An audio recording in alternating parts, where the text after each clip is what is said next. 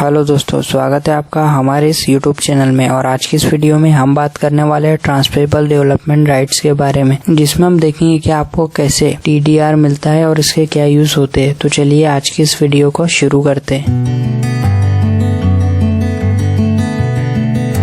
Transferable development rights यानी कि TDR को समझने के लिए आपको सबसे पहले यहाँ पे आपको पहले एक एग्जांपल को समझना होगा। मान लीजिए कोई प्रॉपर्टी बनी हुई है जो रोड से लग के है, यानी कि मान लीजिए एक प्रॉपर्टी बनी है और जिसके पास से एक रोड गुजरती है, जिसकी साइज छोटी है और गवर्नमेंट ने डिसाइड किया कि उस रोड को बढ़ाना है। तो जब वो रोड बढ़ेगा तो जो उस रोड से लग के प्रॉपर्टीज है, यानी कि जो प्रॉपर्टी आती है, तो रोड की साइज जब चौड़ी की जाएंगी तो वो प्रॉपर्टी का हिस्सा उसमें मिलाया जाएगा रोड की साइज को बढ़ाने के लिए। तो उस केस में ऐसा होता है कि गवर्नमेंट जो है उस प्रॉपर्टी की साइज का, यानी वो जितना इस्तेमाल करेंगे उसका अमाउंट दे दिया करती थी, जो कि बहुत लो अमाउंट होता है। लेकिन अभी गवर्नमेंट ने ऐसा किया है कि टीडीआर को लागू किया है, जो अलग अलग स्टेट में धीरे धीरे हो रहा है, जिसके चलते आपको उतना हिस्सा, यानी कि मान लीजिए अगर वो 300 स्क्वायर फुट की जगह है तो उतना हिस्सा आपको बनाने का राइट्स दिया जाएगा। इसे और अच्छे से समझने के लिए, जो प्रॉपर्टी होती है वो एफएसआई से डिसाइड होती है, यानी कि आप कितने फ्लोर बना सकते हैं, आप कितना एरिया कवर कर सकते हैं, इसकी एक लिमिट होती है जो गवर्नमेंट डिसाइड करती है, जिसके ऊपर मैंने एक वीडियो बनाई है जिसे आप चाहे तो देख सकते हो। जो आपको राइट्स मिले, यानी कि मान लीजिए आपको 4000 स्क्वायर फुट बनाने का राइट्स मिला है, यानी आप उस प्रॉपर्टी में 4000 स्क्वायर फुट का मकान बना सकते। मगर जो गवर्नमेंट ने आपका 300 स्क्वायर फुट लिया है, यानी कि उस रोड को चौड़ा करने के लिए जो गवर्नमेंट 300 स्क्वायर फुट ले रही है, तो वो हिस्सा जो है आपको वापस दिया जाता है एक सर्टिफिकेट के जरिए, जिसे टीडीआर सर्टिफिकेट कहते हैं, जिसके जरिए आप अपनी प्रॉपर्टी की जो है रीडेवलपमेंट कर सकते हैं। यानी कि आपको जो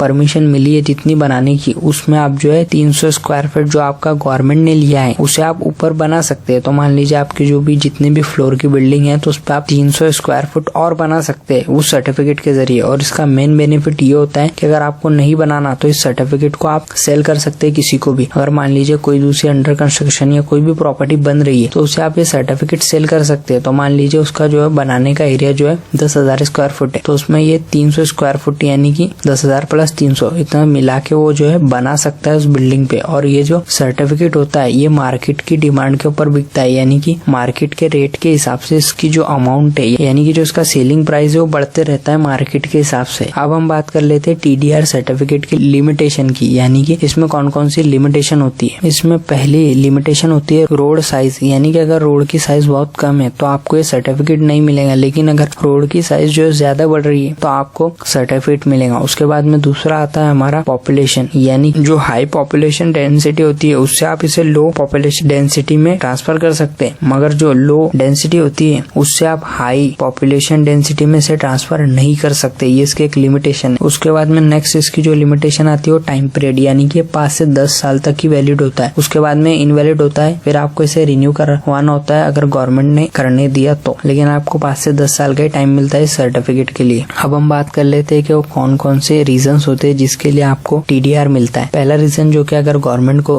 रोड बनाना है, रोड की साइज छोटी है, डेवलपमेंट करना है, तो उस केस में आपको जो है टीडीआर मिलता है। उसके बाद में अगर पार्क वगैरह बनाना है तब भी आपको मिलता है, या फिर कोई एरिया जो है फॉरेस्ट का आ रहा है, जंगल का कोई इलाका है, उसमें कोई कंस्ट्रक्शन या फिर कुछ डेवलपमेंट करना है, कुछ करना है, तो उस केस में भी जो है आपको टीडीआर मिलता है। तो ये जो है रीजंस होते हैं। इसके अलावा भी कुछ रीजंस होते हैं, लेकिन मेन रीजन ये होते हैं जिसकी वजह से आपको टीडीआर मिलता है। तो अब आप समझ चुके होंगे कि टीडीआर क्या है, इसके क्या बेनिफिट है और कैसे जो है ये एक अच्छा ऑप्शन साबित हुआ है। तो अगर आपको ये वीडियो पसंद आई है तो इस वीडियो को लाइक कर दीजिए। आने वाली वीडियो के लिए चैनल को सब्सक्राइब कर दीजिए। मैं मिलता हूँ आपसे अगली वीडियो में। Thank you for watching.